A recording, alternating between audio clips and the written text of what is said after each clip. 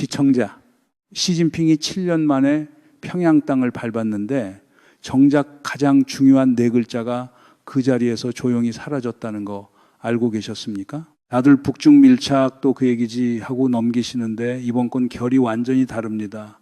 만난 게 중요한 게 아니라 만나서 말하지 않은 것이 진짜 뉴스예요. 왜 중국은 이번 정상회담에서 비핵화를 한 번도 입에 안 담았을까요? 그리고 왜 2019년 공동선언에는 그렇게 많이 나오던 한반도라는 단어가 이번엔 거의 자취를 감췄을까요? 오늘 표면에서 시작해서 동기로 그리고 우리에게 무엇이 남는지 결과까지 이 세 겹을 차례로 내려가 보겠습니다. 미리 한 가지만 말씀드리면 마지막 층에선 미군 사령관이 한국을 뭐라고 불렀는지까지 닿습니다. 이게 그냥 외교 뉴스가 아니라는 거 거기서 분명해질 거예요. 먼저 이거 하나 정리하고 들어가야 합니다. 이번 시진핑 방북. 이건 단순히 두 나라가 친하다는 뉴스가 아니에요. 세 번째 나라가, 그러니까 우리 한국이 그 테이블에서 빠졌다는 뉴스입니다. 지상파 뉴스 보시면 어떻습니까? 시진핑이 평양 도착하는 장면, 김정은이 마중 나간 장면, 의장 때 사열하는 장면, 거기까지예요. 그런데 외교라는 게 말한 것보다 말하지 않은 것에서 진짜 메시지가 나올 때가 더 많거든요. 오늘은 그래서 순서가 명확합니다. 첫째, 무엇이 사라졌나? 둘째, 왜 살아뜨렸나? 셋째, 그래서 한국 손에는 무엇이 남나? 이 세 질문 끝까지 따라와 보시죠. 자, 첫 번째 층입니다. 이번 북중 공동 발표문에서 비핵화라는 단어가 사실상 사라졌습니다. 마술쇼도 아닌데 네 글자가 그냥 증발해버린 거예요. 이게 왜 중요하냐? 한번 짚어봅시다. 바로 직전 한 달 사이에 시진핑은 푸틴, 트럼프, 김정은을 모두 만났습니다. 한 달 만에 북중, 북미, 중러 세 트랙을 숨가쁘게 정리한 거예요. 그 중에서도 시진핑의 올해 첫 해외 순방지가 평양이라는 거, 이거 그냥 일정이 그렇게 된 게 아닙니다. 의도된 순서고 의도된 시그널이에요. 미중 정상회담 직후를 한번 돌아봅시다. 미국 측 팩트시트에는 한반도 비핵화 목표가 명시되어 있었습니다. 그런데 중국은 그때부터 합의 여부에 대해 입을 다물었어요. 우리 언론에서는 그저 재확인됐다 정도로 흘려보냈는데 사실 그 시점부터 신호가 있었던 겁니다. 이번 방북에서 그게 확정된 거고요. 중국이 합의한 적이 없다는 사실이 이번에 완전히 드러났습니다. 그리고 더 중요한 게 있어요. 시진핑 도착 바로 직전 김정은이 뭘 하고 있었냐. 신화통신 기사보다 더 흥미로운 게 북한 매체 보도였습니다. 시진핑 방북 하루 전 김정은은 주요 군수공장을 시찰하면서 각종 탄도순항 미사일 생산 능력 확장 브리핑을 받았어요. 그 일주일 전엔 무기급 핵물질을 생산하는 신규 공장을 찾아가 기하급수적으로 핵 전력을 증강하겠다고 공개적으로 말했고요. 손님 맞으러 청소하는 게 아니라 일부러 보여주는 무력 시위에 가까웠습니다. 그런 자리를 깐 다음 시진핑을 받았고 그 자리에서 비핵화가 빠진 리드아웃이 나온 거예요. 우연이라고 보기엔 동선이 너무 정교합니다. 이건 단순한 외교적 표현 차이가 아니에요. 북한의 핵을 막을 수 있는 유일한 수단이 뭐였습니까? 경제 제재예요. 그것 말고는 없습니다. 그런데 중국이 이번 방문에서 대북 제재를 전폭적으로 풀고 경제 협력을 강화하는 방향으로 노선을 잡았거든요. 신화통신이 공개한 리드아웃만 봐도 경제, 무역, 농업, 보건, 건설, 과학기술 협력까지 분야가 다 나열되어 있습니다. 전략적 협조와 협력의 강력한 동력을 불어넣자는 표현까지 들어갔어요. 비핵화가 빠진 자리에 경제협력이 통째로 들어찬 그림이에요. 그 순간 비핵화는 사실상 닫힌 문이 됩니다. 두 번째, 문서 자체를 한번 비교해 보겠습니다. 2019년 시진핑이 직전에 평양을 갔을 때 나온 공동선언을 보시면 조선반도라는 표현이 12회에서 15회 정도 등장합니다. 남한 눈치, 미국 눈치가 문장 곳곳에 밝혀 있었어요. 그땐 중국이 북한 문제는 한반도 전체 구도 안에서 풀어야 한다는 톤을 유지했습니다. 한국과의 외교 채널, 미국과의 협상 가능성까지 동시에 열어두는 그림이었어요.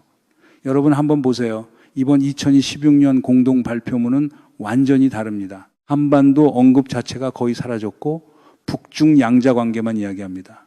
같은 나라가 쓴 문서가 맞나 싶을 만큼 톤이 바뀐 거예요. 이게 무슨 뜻이냐? 앞으로 중국은 북한과 따로, 한국과 따로, 미국과 따로 철저하게 양자로 가겠다는 선언입니다. 중국 학자들 사이에서도 비슷한 정서가 오래전부터 있었다고 합니다. 북한 당국자를 만나면 한국한테 어떻게 좀 해달라고 부탁하고, 한국 외교 라인을 만나면 북한한테 어떻게 좀 해달라고 부탁하고, 양쪽 모두 중국을 메신저로만 활용해 온 구조에 짜증이 누적돼 있었다는 거예요. 그 누적된 짜증이 이번에 이제 양자로 가겠다는 노선 변경으로 표면화된 셈입니다. 우리 입장에선 그동안 미국 채널을 통해 북한과 간접적으로 말해오던 그 구조 자체가 사라지는 사건이에요. 세 번째, 더 결정적인 변화는 북한의 위상입니다. 2019년에 김정은 기억하십니까? 그 무렵 김정은 이 인민들 앞에서 눈물을 보이며 사과했다는 보도가 있었습니다. 김일성, 김정일 시대엔 없던 일이었어요. 한반도 평화 프로세스는 깨졌고 곧이어 코로나로 국경이 봉쇄됐고 경제가 바닥을 쳤습니다. 식용유, 설탕 같은 기초 생필품까지 매대에서 사라졌다는 게 당시 모스크바 전 주북대사의 증언이고요. 그때 시진핑은 북한을 관리해야 할 부담으로 봤어요. 그런데 7년이 지난 지금 시진핑의 올해 첫 해외 순방지가 평양입니다. 부담이 아니라 활용해야 할 자산으로 위치가 바뀐 거예요. 비핵화 네 글자가 조용히 사라졌습니다. 이건 우연이 아니라 신호입니다. 자, 그럼 이런 결론이 자연스럽게 나옵니다. 결국 중국이 북한 핵을 인정한 거다. 북중로 동맹이 본격적으로 굳어진 거다. 여기서 이야기를 끝내고 싶으시죠? 깔끔하잖아요. 그런데 잠깐만요. 여기서 한 가지 놓치면 안 되는 게 있습니다. 이쯤에서 다들 놓치고 있는 부분이 하나 있어요. 중국은 북한 핵을 공개적으로 인정하지 않습니다. 그리고 북중러 동맹이라는 프레임, 사실 중국이 가장 원하지 않는 그림이에요. 왜냐? 그게 굳어지는 순간 미국 군부에게 한미를 안보 블록으로 묶을 정당한 빌미를 주는 자충수가 되거든요. 중국은 그 정도 계산을 합니다. 강대국이 갈리는 길목에서 우리가 어느 칼을 잡느냐로 운명이 갈렸던 시절이 있었죠. 삼전도의 그 겨울처럼요. 그래서 진짜 그림은 동맹이 굳어졌다가 아닙니다. 진짜 그림은 지금부터입니다. 중국의 진짜 목적, 이게 핵심입니다. 만나서 동맹을 짜려는 게 아니라 만나서 속도 조절을 하려는 거예요. 정확히 말하면 안정시키려는 겁니다. 한번 따져봅시다. 북한이 러시아 쪽으로 너무 깊게 쏠리는 것, 중국 입장에서 달갑지 않습니다. 작년에 푸틴이 평양에서 김정은을 만났을 때 동해 진출 문제까지 논의됐다는 보도가 나왔어요. 동해로 나가려면 결국 북한이 길을 열어줘야 하는데 그 길을 중국이 아니라 러시아가 먼저 만지는 그림은 베이징 입장에서 받아들이기 어렵습니다. 북한이 미국을 도발하는 것, 이것도 싫어요. 일본이 이걸 빌미로 재무장 속도를 올리는 것 더 싫고요. 그러니까 시진핑이 평양 가서 한 일은 표면적으로는 친구 만나러 간 그림인데 속으로는 이 세 가지를 동시에 관리하는 작업이었던 겁니다.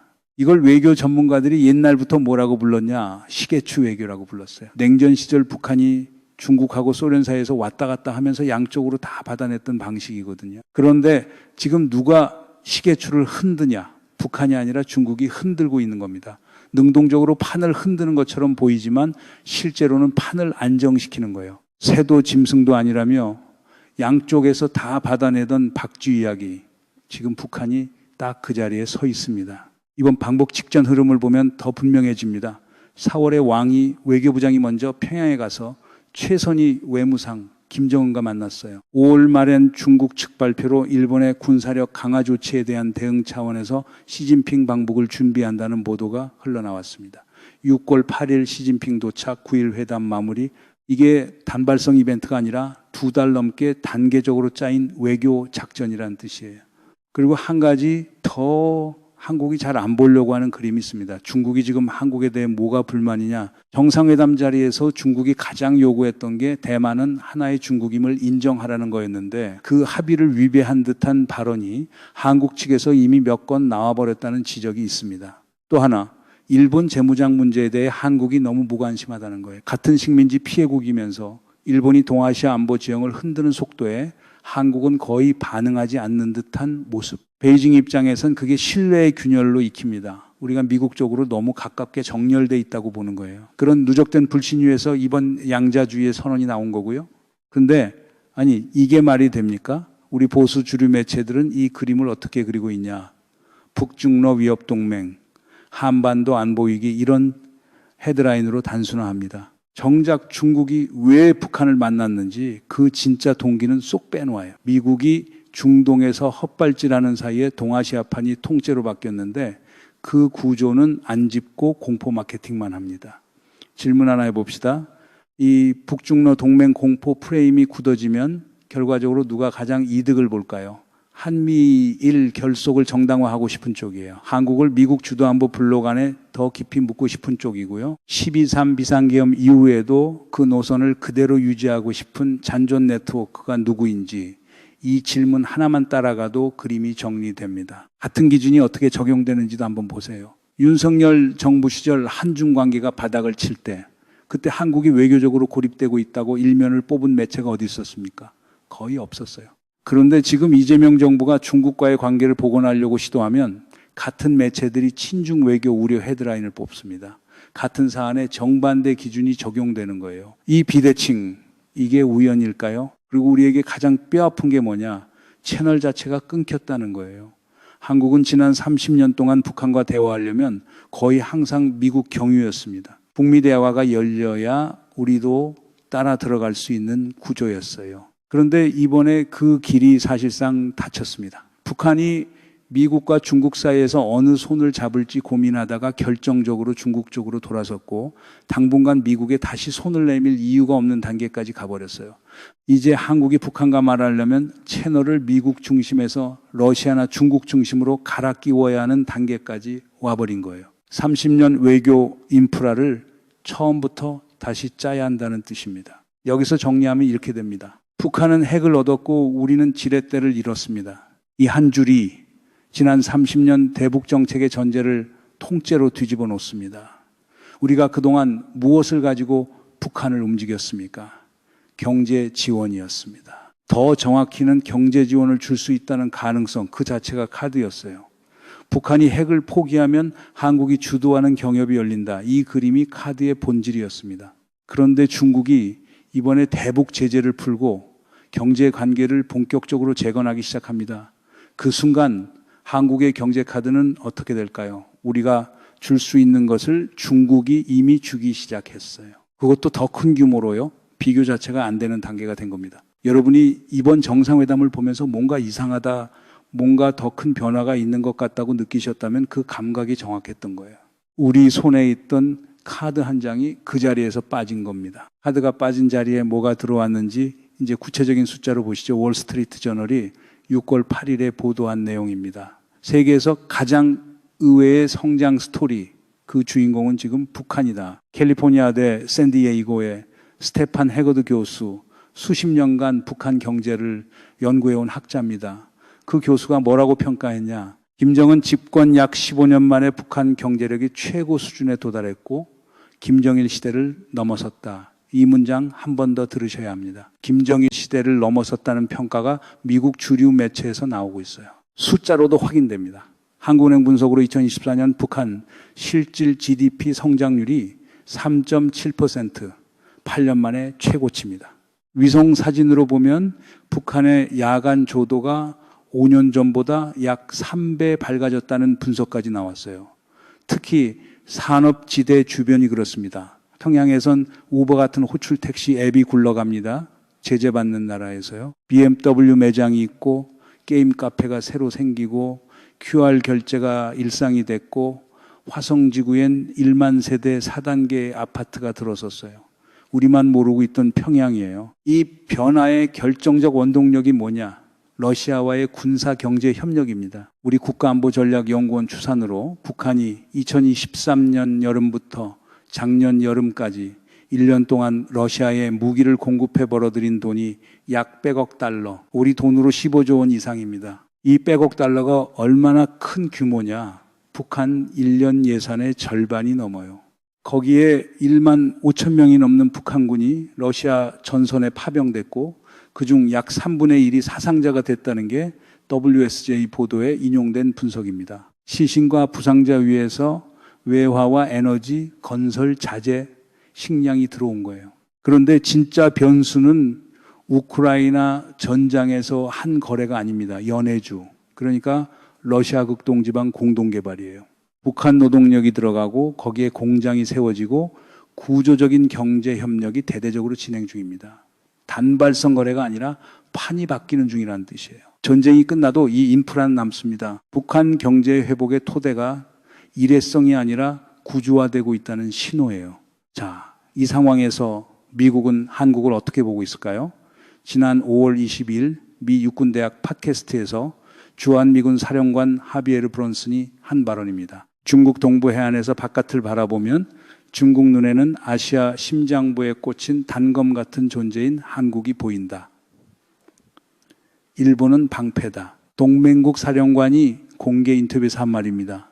사실 이 사람 작년 5월에도 하와이 포럼에서 한국을 일본과 중국 사이에 고정형 항공모함이라고 표현한 적이 있어요. 한번 말실수가 아니라 반복되는 인식 틀이라는 뜻입니다. 중국 대사관이 즉각 엄중 경고를 보냈고 샹그릴라 대화에서 중국 학자가 같은 질문을 던지자 헤그세스 미 국방장관이 옆자리 브론슨에게 답변을 떠넘기는 장면까지 연출됐어요. 우리 민주당 부승찬 대변인은 이 발언이 한국의 전략적 지위를 자의적으로 규정하고 국민 주권을 침해했다고 정면 비판했고 안보실장 위성락이 외교 국방 채널로 항의 입장을 전달했습니다. 그런데 정작 한국 보수 진영에서는 이 발언에 대한 비판이 거의 들리지 않았어요.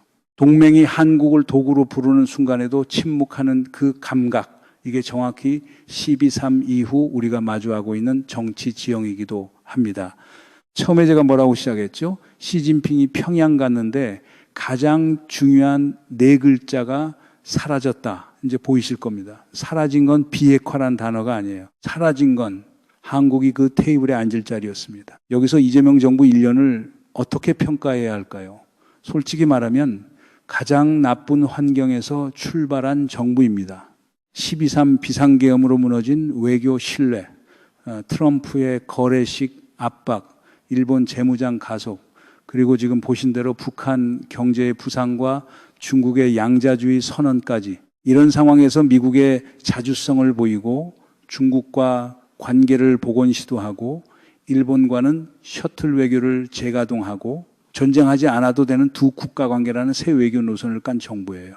일본 문제에 대해서도 대통령은 기자회견에서 사과하고 다시는 안 때린다는 게 확인돼야 함께할 수 있다는 취지로 말했습니다. 무조건 거리를 두는 게 아니라 조건을 분명히 깐 신뢰 회복론에 가깝거든요. 중국이 그 말을 어떻게 들었을지는 아직 모릅니다. 다만 한 전문가가 이걸 고독한 외교라고 표현하더군요. 정확한 표현이라고 생각합니다. 박수 받을 만한 성과가 아직 부족한 건 사실인데 그 이유는 무능이 아니라 앞 정권이 끊어놓은 채널과 지금 동시에 들이닥친 외부 압력 때문입니다. 그래서 우리가 새로 짜야 할 그림이 보입니다. 부만강 개발에 우리가 참여하든 남북 고속전철 사업을 카드로 올리든 북한이 원하는 것을 협력 가능 항목으로 미끼처럼 내밀어야 북한이 대화 테이블에 앉을 겁니다. 우리가 일방적으로 비핵화하라 그러면 도와주마라고 외치던 시대는 끝났다는 뜻이에요. 새로운 판은 새로운 카드를 요구합니다. 남의 칼집에 든 칼이 아니라 도구입니다. 고래 싸움에 새우 등 터진다고들 하죠. 그런데 새우도 헤엄칠 방향은 정할 수 있어요. 정리하겠습니다. 비핵화는 멀어졌고 북한과의 대화 채널은 통째로 갈아 끼워야 하고 동맹국 사령관은 우리를 단검이라고 부릅니다. 미국은 한국을 도구로, 중국은 한국을 별개 트랙으로, 북한은 이미 우리를 관심 밖으로 세강대국이 모두 한국의 위치를 자기식으로 정해놓은 상태예요. 그런데 정작 우리는 우리 위치를 우리 손으로 정한 적이 있긴 합니까? 강대국이 갈리는 길목마다 스스로 줄을 정한 나라와 줄이 정해진 나라의 끝은 늘 달랐습니다. 역사가 그렇게 가르쳐 왔어요. 미국의 압박은 지금부터 더 세질 겁니다. 전시작전권 전환 협상은 쉽게 풀리지 않을 거고 방위비 압박은 다시 올라올 거고 단검이라는 단어가 또 어디선가 튀어나올 가능성이 큽니다.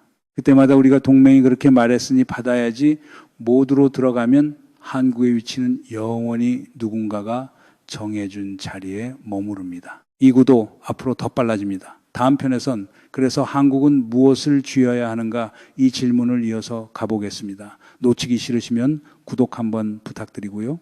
남이 정해준 위치에 서 있는 한 우리는 계속 누군가의 칼일 뿐입니다. 여러분들 이 사안을 어떻게 생각하십니까? 여러분들의 견해를 댓글로 많이 남겨주시기 바랍니다. 감사합니다.